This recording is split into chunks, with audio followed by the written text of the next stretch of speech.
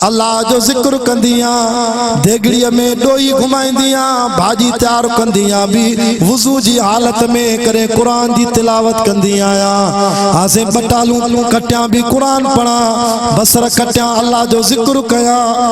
अटो गोईंदियां जे वुजू भजी पवंदो आ, काबे जे रब जो कसम मां तुजी घरवारियां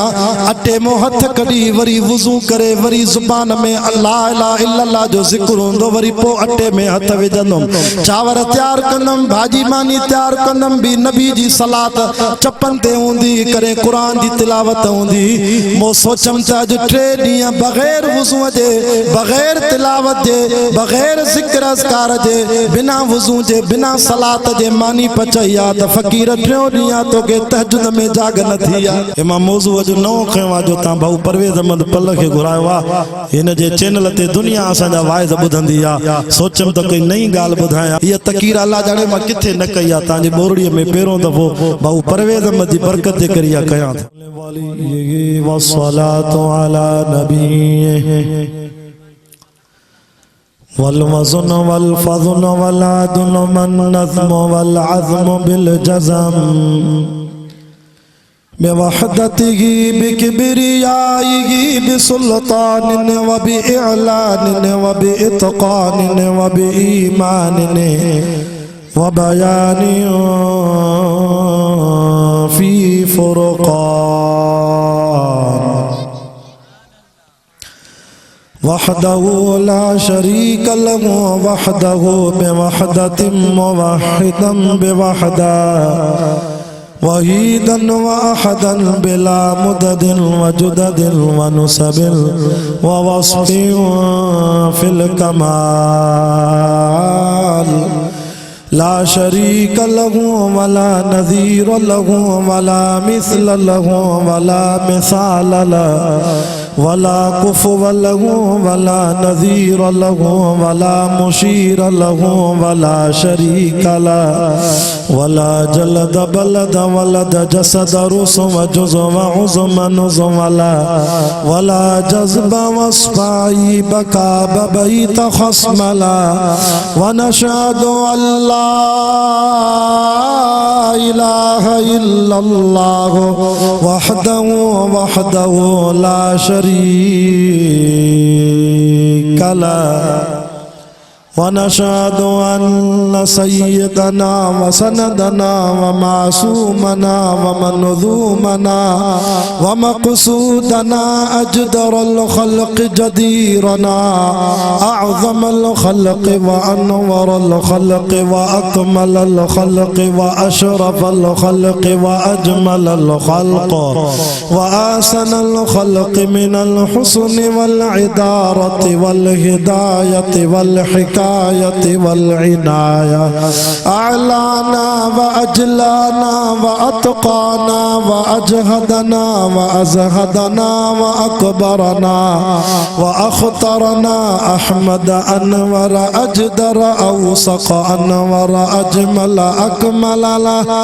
सुम्मा नशहदु अन्न हबीब रब्बिना व समदना महबूब जदलना व नज़लना ईमानना मुबय्यिन फुरक़ानना हादी सबीलना रौनक़ जुदरानना हुव उद्वतुन नुज़मतुन क़ुद्वतुन रुतबतुन उसवतुन हसना व बिदलाइलिल क़ाहिरतिल गालिबतिल ज़ाहिरतिल बातिना सईद इला सिदरतिल मुंतहा फी लैलतिल मिअराज कशफत दुजा सुम्मा दना सुम्मा दना सुम्मा दना फतदल्ला फकान क़ाब क़ौसैन औ अदना फ़अौहा इला अब्दिही मा औहा।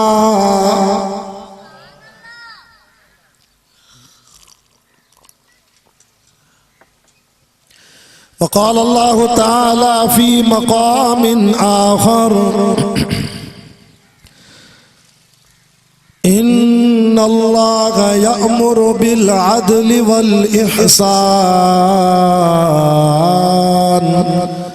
व ईताइ ज़िल क़ुरबा व यन्हा अनिल फ़हशाइ वल मुनकर वल बग़ी यइज़ुकुम लअल्लकुम तज़क्करून। जेके कुरान वणे सुभान अल्लाह चवे ऐं जेके कुरान जो अदब आ सैयद जी ज़ात जो अदब आ परे वरागते सुरी ता कुरान जे करे सुरी इंदो वेझा थींदो अल्लाह कंदो क़ब्र क़यामत में कुरान ता दे सुरी एडो तालिब वेठा दोस्त ये भी सुरी अचो वक्त वेझा अचो शाबाश जेडो परे थींदो तो कुरान ता को ओडे परे थींदो वेझा थींदो क़ब्र में महशर में बरज़ख में इंशाअल्लाह पुल सिरात ते कुरान ता जे वेझो थींदो शफाअत लाइ सॼो ॾींहुं ता कुरान खे ॾिनो आ यकीन कयो अल्लाह जा मलाइका ताजा सवाब लिखन था अज गुनाह भी शणी था वजन दर्जा भी बुलंद था थियन सुभान अल्लाह डाडा। वअन अबी हुरैरह रज़ियल्लाहु अन्हु क़ाल क़ाल रसूलुल्लाह सल्लल्लाहु अलैहि वसल्लम सबअतुन युज़िल्लुहुमुल्लाहु फी ज़िल्लिही यौम ला ज़िल्ला इल्ला ज़िल्लुहु इमामुन आदिलुन व रजुलुन शाबुन नशा फी इबादतिल्लाह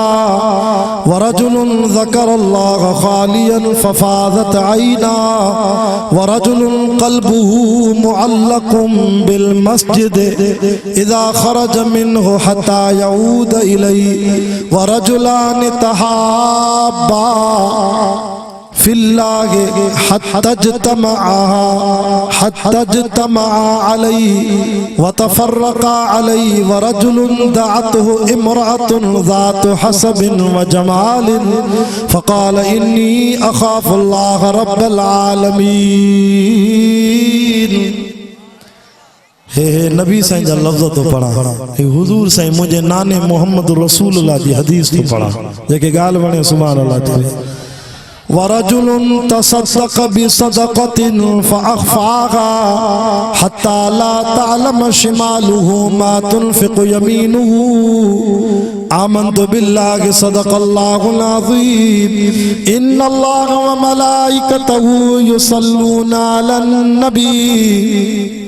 या अय्युहल्लज़ीना आमनू सल्लू अलैहि व सल्लिमू तस्लीमा। दुरूद शरीफ पढ़ो दादा। अल्लाहुम्मा सल्लि अला मुहम्मदिन नबिय्यिल उम्मी व अला आलिहि व सल्लिम तस्लीमन दाइमन अबदन अबदा। अल्हम्दुलिल्लाह अज 24 अप्रैल सन 2025 खमीस जी शाम मदरसा मदीनतुल उलूम हमादिया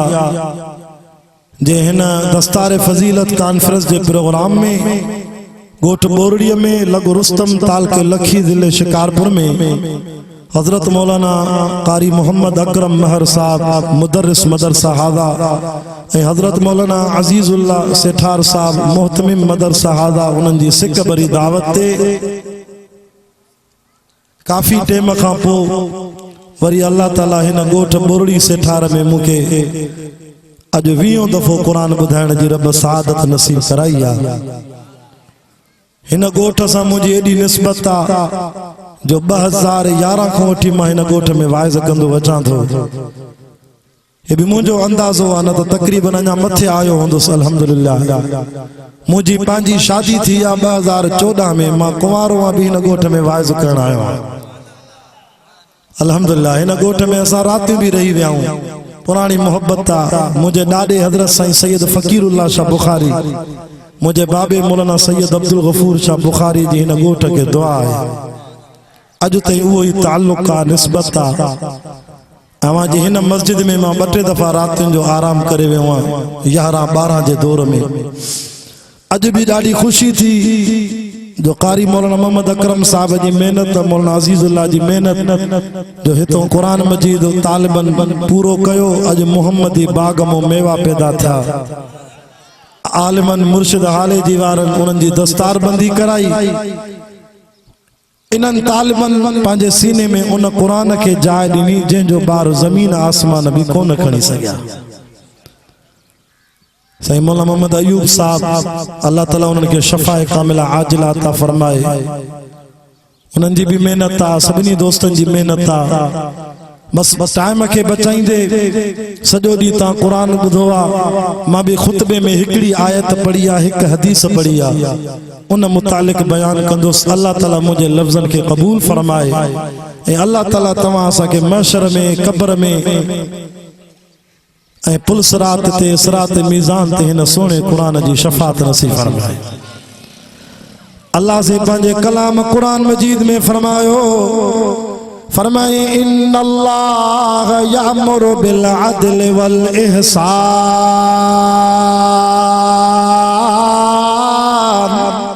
इएं न मुजाहिदनि जो जलसो आहे, ॾाढा जो सुभान अल्लाह। हथ बधे करे जो क़ुरान सचो आहे, जेको खणी आयो उहो मलाइक जिब्रील भी सचो आहे। क़ुरान जे सोने मोहम्मद जे क़ल्ब ते लथो, सोना मोहम्मद भी सचो आहे। क़ुरान जे शहर में आयो, मक्के मदीने में उहे शहर भी सच्चा। अल्लाह से फरमायो मां तव्हां खे हुक्म थो कयां, इन्नल्लाह यामुरु बिल अदल, इंसाफ जो हुक्म थो कयां। पाण फरमायो हर हिकु धनारा, हर हिक खां क़यामत ॾींहुं पुछा थींदी। जेके भी वॾड़ा हो तव्हां जे मथां हक़ आहिनि। फरमाए जेकरे तव्हां क़ौम जा वॾा हो, मुल्क जा वॾा हो, सदर हो, वज़ीर आज़म हो, वज़ीर आला हो, रैयत जा हुकूक खाधा अथव, तव्हां खां पुछा थींदी। हाणे मौलाना साईं सऊद अफ़ज़ल साहब तव्हांखे सॼी हक़ीक़त ॿुधाए वियो केनालनि जी। इहे असांजे मुल्क जा सदरनि जेके लिखी ॾेई विया, भली 6 केनाल कढो, हिकु केनाल मां 12 लाख एकड़ ज़मीन साईं ॿुधाई त मनसूबो अथनि आबाद करण जो। 12 लाख एकड़ त पोइ असां सिंधी काॾे वञूं, असांजो ज़मीनूं त बंजर बणिजी वेंदियूं, तख़्ताई निकिरी वेंदा। हे हिन वक़्त जा आदिल हुक्मरान। मां सॼी बलोचिस्तान जी कुंड कुर्श में क़ुरान पढ़ी आहियां। अल्लाह जाने बलोचिस्तान वेंदो आहियां, गंदावा, झलमक्सी, हेॾे नौताल, हेॾे ॾिसंदो आहियां त ईअं बलोचिस्तान जूं ज़मीनूं गैराबाद पयूं हुजनि, ऐं ज़मीन एॾी भली जो पाणी हुजे त वाह जा फसल थियनि। ॾुख थो थिए उतां जूं ज़मीनूं ॾिसी हाणे पंहिंजी ज़मीनुनि खे यादि कंदी। न त उहे भी वक्त जा बादशाह हज़रत उमर फारूक रज़ी अल्लाह ताला अन्हु जहिड़ा, जे सोने उमर ऐलान कयो मुझे 22 लाख मुरबा मील जी ज़मीन ते मां उमर जी हुकूमत अल्लाह जे हुक्म सां मां अमीरुल मोमिनीन थियो आहियां, मां के सहाबा चूंडियो आ। पर मां उमर ऐलान थो कयां, इन 22 लाख मुरबा मील जी ज़मीन ते मुंहिंजी बादशाही हुकूमत में, मुझे खिलाफत जे ज़माने में जेकरे को कुत्तो भुख मरी वञे भी क़यामत ॾींहुं अल्लाह मां उमर को हिसाब किताब वठे। ये भी हुक्मरान है, कुत्तो भी भुख न पे मरे, हज़रत उमर जी हुकूमत। हाणे त माण्हू त भुख मरन, खुदकशी था कनि था। ॾिसो त अख़बार में माण्हू गोलियूं था आणनि पाण खे बुख जे करे, महांगाई जे करे। पढ़ल लिखल माण्हू नौकरी कोन्हे, बच्चा तंग था कनि, खीसे में रुपयो कोन्हे, ईद ते छा कयां। हीअं उमरकोट जे पासे, सिंध जे कहिड़े मुख़्तलिफ़ इलाइक़नि में पंहिंजे जान खे वण में टंगे वञी खुदकशी करे। माण्हू त बुख मरन। हज़रत उमर साईं जो ज़मानो अमन एॾो हो। मां जेका हदीस पढ़ी न, इन में भी अल्लाह ताला 7 माण्हुनि जो ज़िक्र कयो आहे। हदीस मुझे नाने मोहम्मदुर रसूलुल्लाह जा लफ़्ज़ आहिनि, क़ुरान रब करीम जा लफ़्ज़, ऐं नबी भी जेको ॻाल्हाईंदो आहे ज़ुबान मोहम्मद जी हूंदी आहे, कलाम रब करीम जो हूंदो आहे। मां नथो चवां, क़ुरान तो चवे वन नजमी इज़ा हवा मा ज़ल्ल साहिबुकुम व मा गवा व मा यंतिक़ु अनिल हवा इन हुवा इल्ला वहयुन यूहा। मां हदीस पढ़ी खुतबे में, जंहिंमें मुंहिंजे महबूब मुस्तफ़ा करीम सल्लल्लाहु अलैहि वसल्लम फरमायो त 7 क़िस्मनि जा माण्हू अहिड़ा आहिनि जिनके महशर जी गर्मी मुँह अल्लाह महफूज रखंदो। हालांकि महशर जो मैदान वडो आ। अगे साल मां गुनाहगार बैतुल्ला जो हज पढ़ी आयम, 13 लाख रुपया खर्च आयो। 35 ॾींहं मक्के पाक में रही आयम, 10 ॾींहं मदीने में रही आयम। अल्लाह तव्हांखे भी मक्को मदीनो ॾेखारे। अरफात जो मैदान मां अखियुनि सां ॾिसी आयम। मुझे महबूब करीम सल्लल्लाहु अलैहि वसल्लम फरमायो, यो अरफात जो मैदान जिते हाजी सगोरा एराम जो चादरा पाए पढ़ंदा न लब्बैक अल्लाहुम्मा लब्बैक ला शरीक लक लब्बैक इन्नल हम्द वन निअमत लक वल मुल्क ला शरीक लक लब्बैक। हाणे भी हाजी हज ते वञनि था, अल्लाह उन्हनि जो हज कबूल फरमाए। किताब लिखंदा कुरान मजीद जा तफासिर त अल्लाह हिसाब किताब वठंदो। महशर जो मैदान इते कायम थींदो। सऊदी अरब वारी ज़मीन अरफात उतरे चुना न हाजी भी हज ते अचे न एराम जो चादरा पाए। तस्वर इए करे त अज महशर जो मैदान आ, अज मां हिसाब किताब जे लाइ बीठो आ। छो त एराम के भी खीसो न हूंदो आ, कफन जी चादर के भी खीसो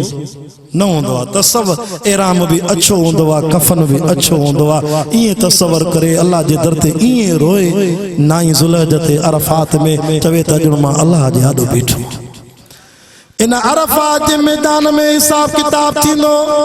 हींअर नज़र कयो बोरड़ी से ठार वारो रुस्तम जे इलाके मां ॿियनि ॻोठनि जा आयल दीवानो।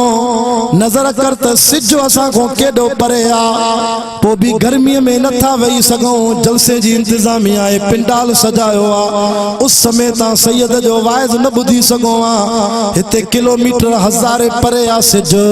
पर महशर में सिज अञा वेझो थींदो वेझो थींदो। गुनाहन जे करे के पेरन ताई पघर होंदो, के गोडन ताई, के दुन ताई, के गिचिय ताई पांजे पघर जे पानी में बुडंदा रहंदा। तो उते अल्लाह सही 7 किस्मन जे मानुन के चोंदो, हेडे अचो ता 7 मानु मा अल्लाह के एडा प्यारा हो जो मां रब ता के पांजे अर्श अजीम जी शाम में जगह दिया। सुभान अल्लाह डरी हाणे ता साईं हबीबुल्लाह शाह जो वाइज़ बुधो ता शांजी शाम में वेठा हो। पिंडाल जी शांजी शाम गलायो ओरे बार दसो उस आए ना इते वेंदो त गर्मी थींदी, खल सड़ंदी। हे शामियानो तव अल्लाह जो अर्श त वरी अञा मथे आ। हां अल्लाह जो अर्श वसी कुर्सी हो समावात। आसमान जमीन में रब जी कुर्सी विशायला व यहमिलून अर्श रब्बिक फौकहुम यौमइदिन समानिय। अर्श एडो वडो तस, ये 8 मलाइका खयूं बीठा तस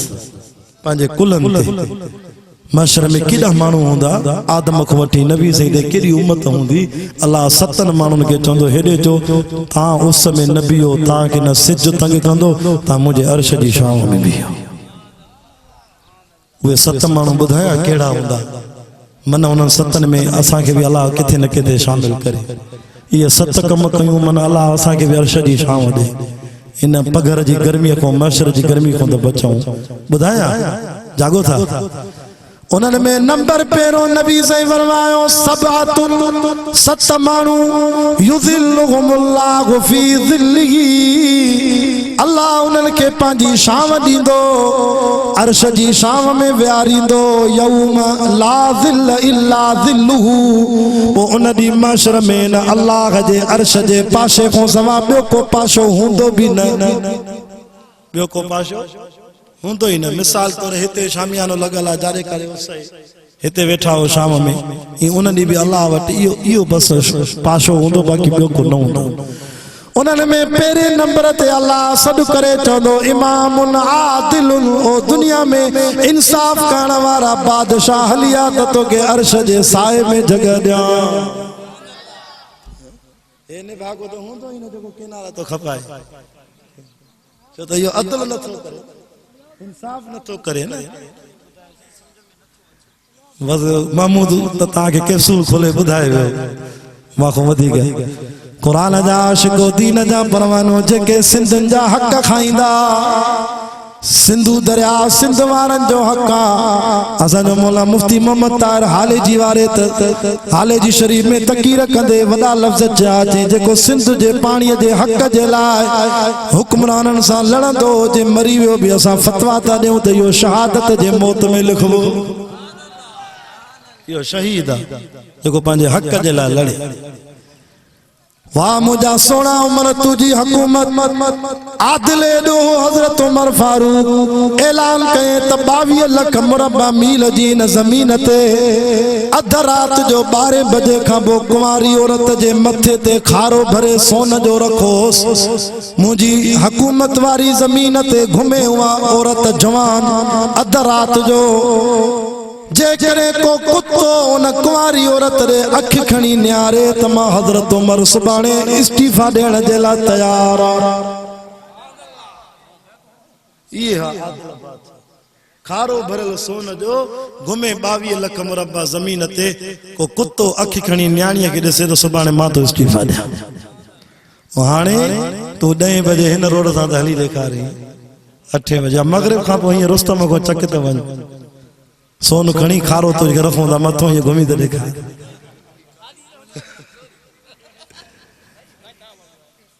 हे हुक्मरान भी ॾिसो हो हुक्मरान भी ॾिसो। वाह मुझा सोना उमर तुझी अज़मत तो कुर्बान वना इमाम आदिल हो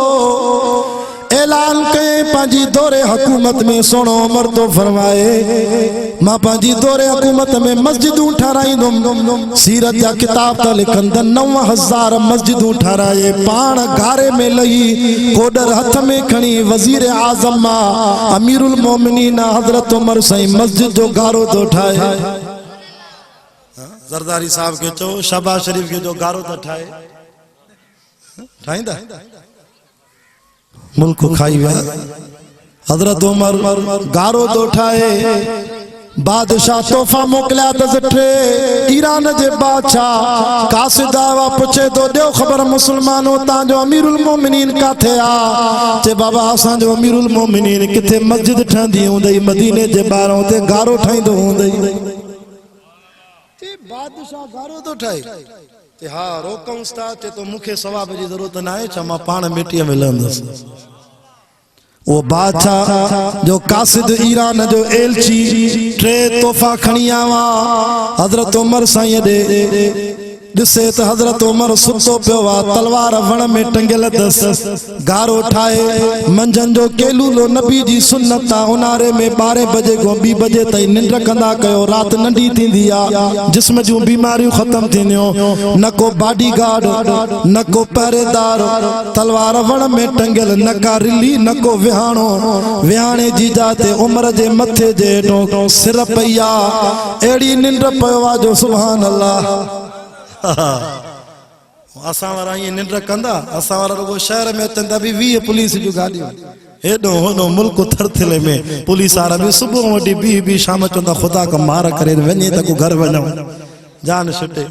पुलिस वारा जी बि कांच सॼी आली थी वञे बी इंतज़ार करे चवंदा मौलवी साहब दुआ करियो वज़ीर आज़म वञे त को जान छुटे असांजी ड्यूटी आ छा कयूं करणी आहे मुल्क थरथिलो परे थे वजीर आला तो थे वजीर आज़म वाह सोना उमर सुतो पियो आ पर हशमत ऐं दाबो एॾो तसडो ये एलची भी दके थो या हशमत ऐं दाबो रोब केर थो विझे हजरत उमर उथियो चवे सो अस्सलाम वालेकुम वालेकुम अस्सलाम अमीरुल मोमिनीन सोनो उमर जी साईं माता दे तोहफा खणी आवा ईरान जे बादशाह दिनान छा आंदो थी तेसे पेरे नंबर ते माता दे ला खुशबू खणी आवा वडी महांगो अतरा वडी ऊंची खुशबू आ अजीम कारखाने दी आ बादशाह ताके तोहफे में दिनी आ हजरत उमर वा खुशबू खणी जेको मस्जिद जे ला गारो ठे पयो सजो अतर उन में हारे छे सजो अतर हारे छे सुभान अल्लाह केर हां हजरत उमर रज़ी अल्लाह तआला अन्हु सजो सजी खुशबू मस्जिद जे गारे में हारे छड़े तो बादशाह जो एलची तो जैसे कदर न कई हेडी महांगो अतरो ताके तोहफो दिनोसी हजरत उमर मुस्कुराए करे चवेस तो वञ पंहिंजे बादशाह के सलाम दे तो वारे अतर को मुझे मोहम्मद जो पसीनो मथे आ मां वटे मुहम्मद रसूलुल्लाह सल्लल्लाहु अलैहि वसल्लम जे पसीने पघर वारी शीशी पया मां उमर बी के खुशबू के मनाई न जरे कपड़ा पाइंदो आ खुशबू नबी जी सुन्नत आ मां मुहम्मद जो पघर हणंदो आ एड़ी खुशबू थींदी आ जो मां उमर जा कपड़ा जेसी ताई गरी फाटी खत्म न थींदा न तेसी ताई खुशबू न वेंदी आ। नारे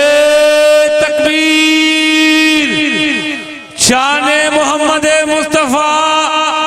मकामे मोहम्मद मुस्तफा नारे तकबीर। तरी जे तो इश्क अहमद अजली से सीने में गे मैं यहाँ हूँ मेरा दिल मदीने में है जेको डाडा सुभान अल्लाह चवे अल्लाह करे साईं हबीबुल्लाह शाह बुखारी सा गड मदीने आले जेको आहिस्ते चवे अल्लाह करे बोरड़ी को पंध वने मदीने पंधवी दे तपो 4 साल लगंदई जे बुखारी सैयद सा गड हलंदे कराची को हवाई जहाज में पो इंशाअल्लाह 3 कलाकन में मदीने हारगो किराओ पंजो पान भर जाए बाकी हल जाए मूसा गडो इश्क अहमद अजल ही से सीने में गे मैं यहाँ हूँ मेरा दिल मदीने में है हे सहाबा की झरमट में बदर तुझा नूर की नूर हर सो मदीने में गे फिक्र जन्नत में भी ऐसी खुशबू नहीं जैसी खुशबू नबी के पसीने में है वाह मुकद्दर अबू बकरो फारूक का जिनका घर रहमतों के खजीने में गे बेसहारा न समझे जमाना मुझे मेरे आका का मस्कन मदीने में गे। बियो तोहफो छाए ते साईं बियो तोहफो यो आ त या कुंवारी छोकरी ॾिनी थई त उमर साईं के तोहफे में ॾियो इन सां निकाह करे हजरत उमर साईं ॾिठो त मस्जिद में मजदूर पिया कम कन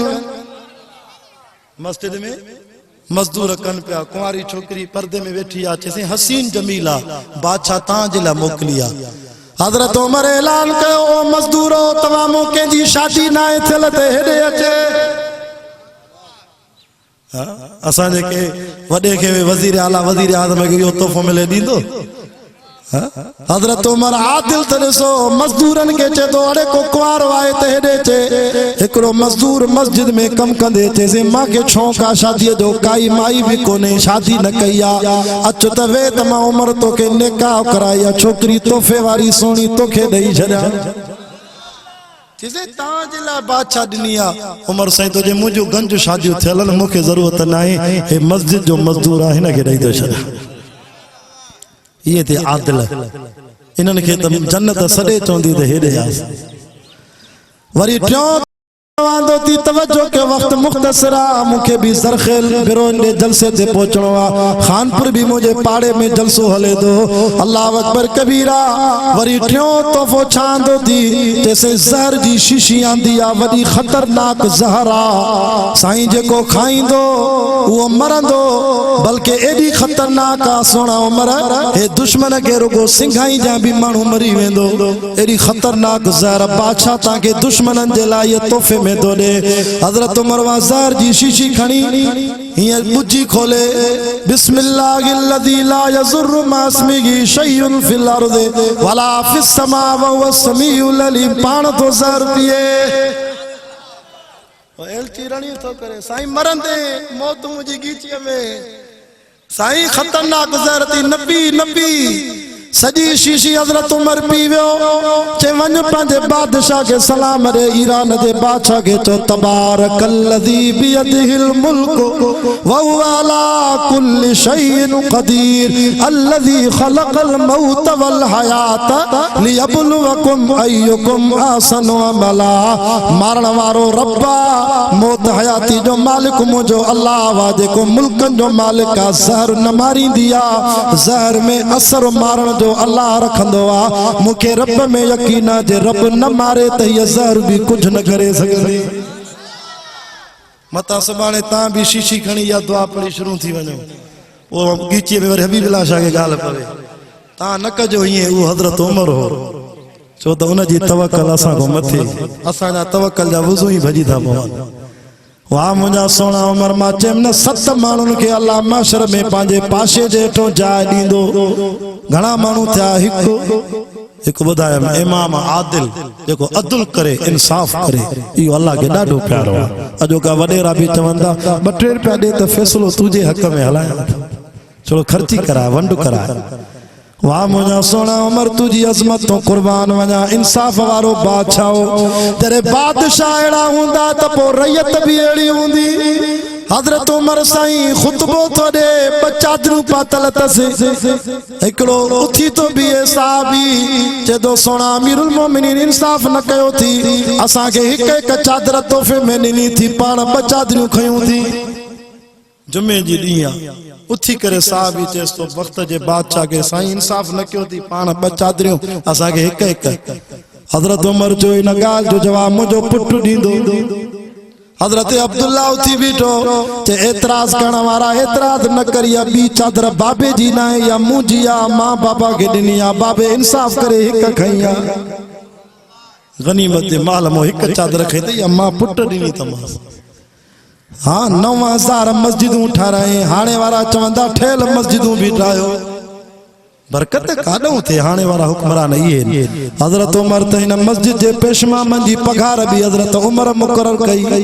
हज़रत उमर तो जेको मस्जिद में आज़ान ॾींदो मां पघार वठे हाणे तव्हांजे बोरड़ीअ जे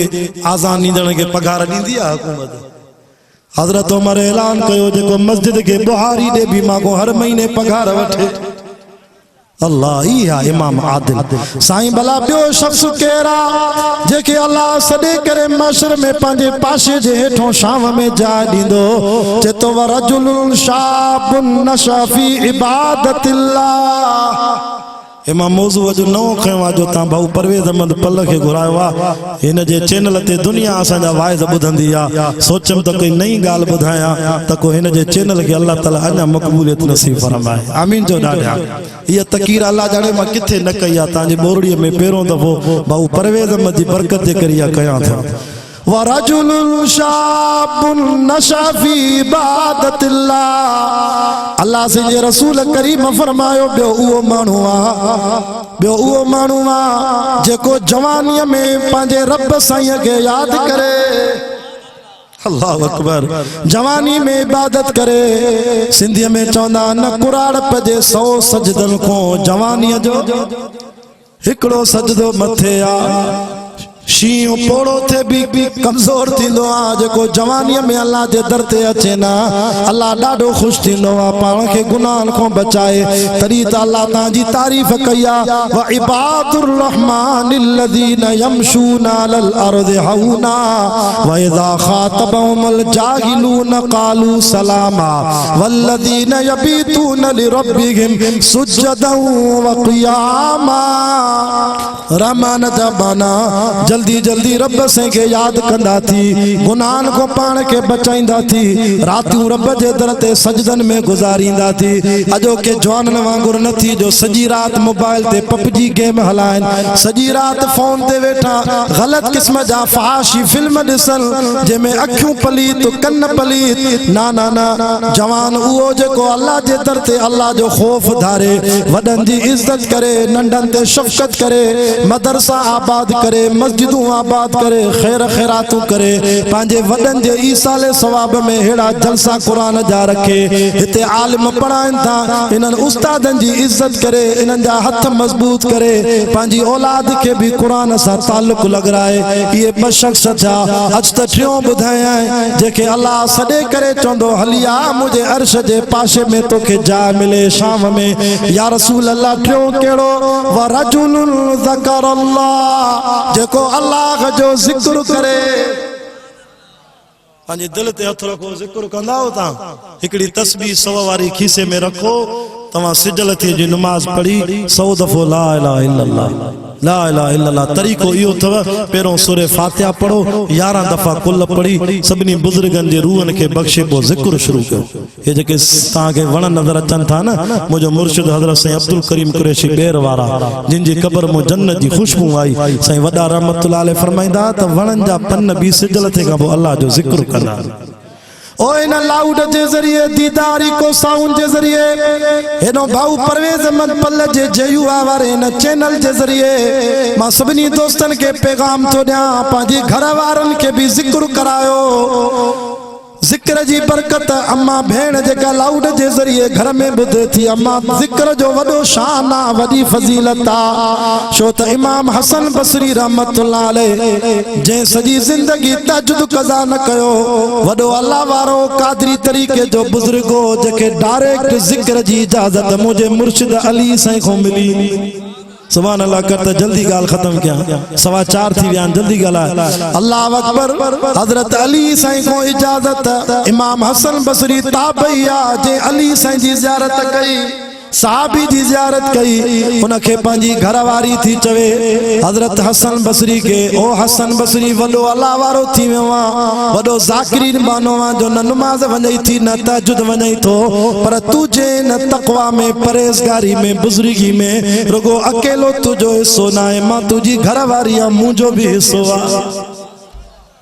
केर थी चवे घरवारी तू अकेलो बुजुर्ग ना है मुझो भी हिस्सो थी तुझी बुजुर्गी में घरवारे के जे ना मां पांजी मेहनत कई आ अल्लाह जो नालो पचायो तुझो वरी केड़ो हिस्सो घरवारी चेती मञो के नथो मञा कदी कदी ज़ाल मुर्स में भी इख्तिलाफ थींदो आ हां चल सभिनी में अल्लाह मोहब्बत दे आखिरकार घरवारी चेती नथो मञे त खबर पेजी वेंदई सुभान अल्लाह उहे ॾींहं भी अची विया जो हसन बसरी रहमतुल्लाह अलैह फरमाए दो मां सुमी पयम निंड वठी वई रात जो तहज्जुद जी नमाज में जाग न थी तहज्जुद रहिजी वियो तहज्जुद जी नमाज में जाग ही न थी असा जा दादा हजरत साईं फकीरुल्लाह शाह बुखारी रहमतुल्लाह अलैह 100 साल की उम्र में वफात करे विया सखर को पंध वींदा दरगाह हाले जी शरीफ हजरत साईं हमादुल्लाह रहमतुल्लाह अलैह को जिक्र वठण असा जे दादे साईं खलीफा अहमदीन रहमतुल्लाह अलैह जी सोबत में वेठा वो फरमाइंदा कदे करे कमरे में अलाए केर ईंदो आ पेर के लोडो दई चोंदो आ उथी फकीरुल्लाह तहज्जुद पढ़ो मुर्शिदन सा गाल कई उनन जो साईं केर माथे कमरे में कोई नजर न तो अचे चे कदी कदी पांजे प्यारन के निंड में उठाए भी अल्लाह फरिश्ता मोकलिंदो आ वञो मुझे बाने जे पैर के लोडो दो छो त इन बाने जो सजदो तहज्जुद मुसल्ले ते रोण मां अल्लाह के ॾाढो वणे थो ऐं गुनाहन जे करे किन शख्सन ते अल्लाह नाराज थींदो आ शैतान के मोकलिंदो आ वञ का ठपकी हणेस त निभागो फजर नमाज ते भी न उथे हिकड़े बुजुर्ग लिखियो आ जेके सुबह जी नमाज ते जाग न थे ऐं फर्ज़ हले वञे त वो सॼो ॾींहुं तस्बीह करे रोए अल्लाह जे दर ते माफ़ी वठे मतां के गुनाह ते रब नाराज थियो सॼो रब उथण जी तौफ़ीक़ ही न ॾिनस देखो नमाज वञे न मस्जिद को ॼण धिको ॾेई छॾेसि त निभागो आ उथे ही न शैतान वञी कन में मुटरेसि इन जो सजदो मां अल्लाह खे वणे ही न दुआ कयो त सॼी ज़िंदगी अल्लाह 5 वक्त नमाज बा जमात सां नसीब कराए आमीन जल्दी चओ असांजो दोस्त सिंध बलोचिस्तान जो मशहूर नात ख़ान भाऊ मोहम्मद हाकिम भी अची वियो आहे तवज्जो कयो हाकिम अली अबड़ो साहब अल्लाह उन जी जवानी में बरकत फरमाए अल्लाह भाऊ जा जायज़ मसला हल फरमाए कुरान जा आशिक दीन जा परवानो हसन बसरी के बी रात भी जाग न थी टी रात भी जाग न थी आखिरकार घरवारी के चई केड़ी हरकत कई थी जेको जिंदगी में तहज्जुद न वने उन को जो 3 रात वने तो रोईंदो न रोईंदो दुख थींदो न घरवारी के जे सच्ची बुधाए केड़ी हरकत कई थी ते अवल इयो मञो त तुजी बुजुर्गी में मुझो भी हिस्सो आहे छे अल्लाह जी बानी मञा थो अवल बुधाए त सही चे 40 साल थी व्यान मां तुझे निकाह में रही आ पुछा कई थी मां भी त बुजुर्गानी आ जो अल्हम्दुलिल्लाह जरी को तुझे लाए नाश्तो तैयार कंदी आया मां जांदो तैयार कंदी आ बसर कटींदी आया वुजू जी हालत में हुंदी आ अल्लाह जो जिक्र कंदिया देगड़ी में डोई घुमाइंदिया भाजी तैयार कंदिया भी वुजू जी हालत में करे कुरान की तिलावत कंदिया आसे बटालू कटिया भी कुरान पढ़ा बसर कटिया अल्लाह जो जिक्र कया अटो गोईंदिया जे वुजू भजी पवंदो आ काबे दे रब जो कसम मां तुजी घरवारिया अटे मो हथ कडी वरी वुजू करे वरी जुबान में अल्लाह इला इल्लल्लाह जो जिक्र होंदो वरी पो अटे में हथ विझंदो चावर तैयार कंदम भाजी मानी तैयार कंदम भी नबी जी सलात चपन ते हूंदी करे कुरान जी तिलावत हूंदी मो सोचम त अज 3 ॾींहं बग़ैर वुज़ू जे बग़ैर तिलावत जे बग़ैर ज़िक्र अज़कार जे बिना वुज़ू जे बिना सलात जे मानी पचई आ त फ़कीर 3 ॾींहं तोखे तहज्जुद में जाग न थी आ अखिन में घोड़ा वही आयस घर वारे के चे माफ कजाए असा जी तकवा त पांजी जाते पर ता भी घट ना आयो माशाअल्लाह तुझी या परहेज़गारी ही जो माखो करे तहज्जुद न पियो वने अज फकीरानी 3 ॾींहं तू बिना वुज़ू जे मानी पचाई आ त माके अल्लाह उथण जी दौलत ही न ॾिनी आ तो समझी वनो उलमा लिखियो आ त मथो उघाड़ो करे जेका औरत मानी पचाईंदी 40 ॾींहं नवूसत जेको खाईंदो उन जे जिस्म में हलंदी इबादत जी तौफीक न मिलंदी तेजे करे 3 माण्हू इहो आ मां हदीस पढ़ी जेको अल्लाह जे दर ते रोए फफाज़त आईना जो अखिन मो पानी वहेस घणा माण्हू थिया 3 बाकी 4 जल्दी बुधाया वरजुलुल कल्बुहु मुअल्लकुम बिल मस्जिद सुभान अल्लाह कर तमाना कया चौथे नंबर ते नबी से फरमायो अल्लाह पंहिंजे अर्श जे साए में उनके भी जाइ दींदो जिंदी दिल जो ताल्लुक मस्जिद सां हूंदो हाँ फजर निकरंदो वरी ज़ूर जो ख्याल ज़ूर निकरे असर वरी मगरिब वरी इशा इदा खरज मिनो हता यऊद इले किथे भी होंदो नमाज जो टाइम थींदो दिल चोंदा मस्जिद वना मुजो मुर्शिद अली भी आजान का बो बीजा ते नजर नहीं दो मस्जिद नजर इंदो घणा मानू था 4 5 नंबर ते नबी से फरमायो वरजुलान तहाबा फिल्लाह 5 शख्स हुए जेके पाण में मोहब्बत कंदान भी अल्लाह जी रज़ा खातिर ये न त हिन सां मोहब्बत कया तो नौकरी वठणी आ हिन सां मोहब्बत कया तो छोकरी वठणी आ हिन सां मोहब्बत कया तो 2 पैसा तसे वडेरो आ भोतारा फिलाणी हिन न इन सां मोहब्बत कया तो आलिमन बुजुर्गन सां अल्लाह जी रज़ा खातिर जैसा भी मोहब्बत करे अल्लाह खातिर अल हुब्बु लिल्लाह मोहब्बत कयो अल्लाह खातिर वल बुग़्ज़ लिल्लाह दुश्मनी कयो भी अल्लाह खातिर व आता लिल्लाह के दियो भी अल्लाह खातिर व मनो लिल्लाह के को मना कयो भी अल्लाह खातिर फ़क़द इस्तकमल ईमान ये 4 कम कयो नबी से फरमाता जो ईमान कामिल है घणा मानू था 5 थिया ना पहिरों शख्स बुधायम बादशाह इमाम आदिल ऐं बियो शख्स बुधायम आसे 2 नंबर ते जेके अल्लाह पंहिंजे अर्श जे साए में जगह दींदो नौजवान जेको जवानीअ में अल्लाह के याद करे 3 जेको अल्लाह के याद करे जिक्र करे अखिन में गोड़ा वही अचन पंहिंजा गुनाह याद करे 4 जंहिंजी दिल मस्जिद सां हुजे 4 5 जेके पाण में मोहब्बत कन अल्लाह खातिर 2 शख्स अर्श जे साए में जगह मिलदन बाकी 2 तवज्जो कयो 6 नंबर ते नबी से फरमा वरजुलुन दातु इमरातुल ज़ातु हसबिल व जमालिल एड़ी का जाय जिते को मानू न दिसे पर्दो आ हसीन जमील छोकरिया सद थी करे सोनिया अच मूसा बुराई कर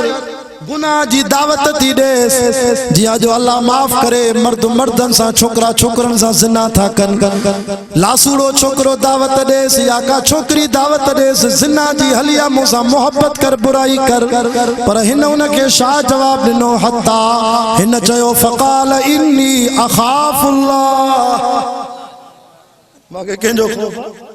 रब्बल आलमीन जहान जे पालनहार को टुजा तो ओ माई तू भी टुज मां न कंदम यो बुराई जो कम अल्लाह तो चे जे मुझो खौफ रखी जिना न कई इने के सद करे चंदो में हेडया त सोना तो के मां अर्श जे पासे जेठो जाए तरे त यूसुफ नबी के जुलेखा चयो वरावत हुल्लती हुवा फी बैतिहा तवज्जो कर मां 3 मिनटन में खत्म हो गया वरावत हुल्लती हुवा फी बैतिहा अन नफ्सिही व गल्लकतिल अबवाब व क़ालत हैत लक 7 कमरन जा दर कुल्फ दई करे चाबियूं पाण वटे अजीज मिस्र जी बादशाह जी घरवारी शहजादी यूसुफ नबी के चेती हलिया मां तोते दीवानी अच मुझी जिनसी ख्वाहिश पूरी कर पर नबी शाह जवाब दिनो क़ाल मअज़ल्लाह या ये चे तो बाबा याकूब बचा के सरू के अल्लाह के सरू के रब चो मुझी तकबीर जा नारा आया थी के तवरी चवंदा हक पीर मिठा तुझा तीरथ खा या गोस बहावल बेड़ा धिकवा भी वधी विया के चवंदा सोनी कलंदरी वारा पारत थी तू त ॿियनि खे सॾु कंदो आहे पर क़ुरान तो ॿुधाए नबी कंहिंखे सॾु कयो अल्लाह खे रब चयो यूसुफ घबराए न दरवाज़नि मों डोड़ण तुंहिंजो कमु आहे बिना चाबियुनि जे कुल्फ टोड़े दरनि खे खोले तोखे पाक दामन करणु 7 कमरनि जी मालात मां रब जो कमु आहे शमाणू थिया 7 नंबर ते आखिरी बुधो अल्लाह जे रसूल फरमायो वरजुल तसद्दक़ बिसदक़तिन फअख़फ़ाहा आ फरमाए 7 नंबर ते वो माण्हू जेको सदको कढे पंहिंजे हथ सां हता ला तालम शिमालू एड़ी ख़ैरात कढे जो खबे हथ खे भी ख़बर न पए त घणा पैसा ॾिना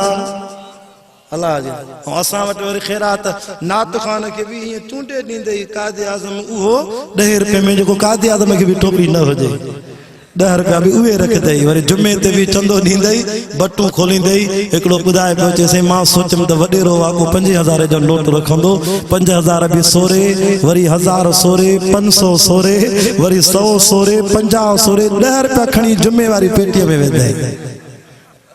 चूंडे ॾींदई खणी हलदई अल्लाह से फरमाए तो खैर वो आ जो हिन खीसे में जो कढे त न खबे हथ खे ख़बर न पए अलाए छा ॾिनई वो एड़े शख्स एड़ी खैरात कंदो इन मदरसन के मस्जिदन के आबाद कंदो ये 7 कम ता कयो अल्लाह से फरमाए तो मशर में मां गर्मी को बचाए ताकि पांजे अर्श अजीम जी जाय में जगह ॾींदुस अल्लाह ताला मुझे कलमात के कबूल फरमाए जिंदगी रहंदी वरी मुलाकात थींदियूं वमा अलैना इल्लल बलाग।